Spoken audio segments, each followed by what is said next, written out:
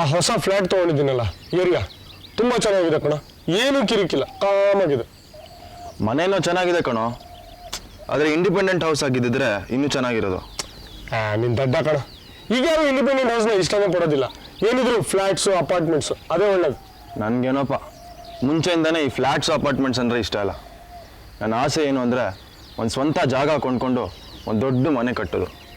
ಹೌದಪ್ಪ, ಬೆಂಗಳೂರಲ್ಲಿ ಈಗಿರೋ ರೇಟಲ್ಲಿ ನೀನು ಸ್ವಂತ ಜಾಗ ತಗೊಂಡು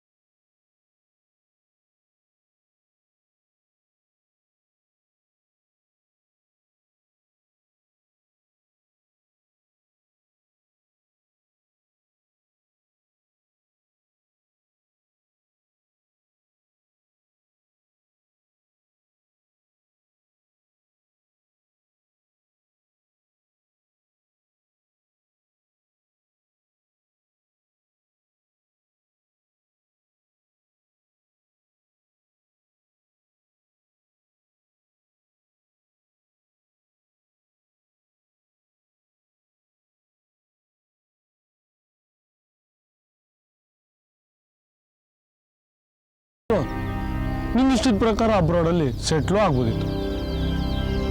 ಯೋಚನೆ ಮಾಡು. ಸರಿ ಬಿಡು, ನೀನಂತೂ ನನ್ನ ಮಾತು ಕೇಳಲ್ಲ. ನೋಡು ವಿನೀತ್, ನಾನು ನಿನಗೆ ಕೊಟ್ಟಿದ್ನಲ್ಲ ದುಡ್ಡು, ಅದು ನನಗೆ ವಾಪಸ್ ಬೇಕು. ಏನು? ಹೌದು, ನನಗೆ ಅರ್ಜೆಂಟಾಗಿ ದುಡ್ಡಿನ ಅಗತ್ಯ ಇದೆ. ನಾನು ಕೊಟ್ಟಿದ್ದ ದುಡ್ಡು ನನಗೆ ವಾಪಸ್ ಬೇಕು ಅಷ್ಟೇ.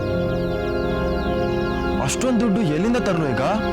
ನನಗೆ ಗೊತ್ತಿಲ್ಲಮ್ಮ, ಏನಾದರೂ ಮಾಡು, ನನಗೆ ನನ್ನ ದುಡ್ಡು ಬೇಕು ಅಷ್ಟೇ.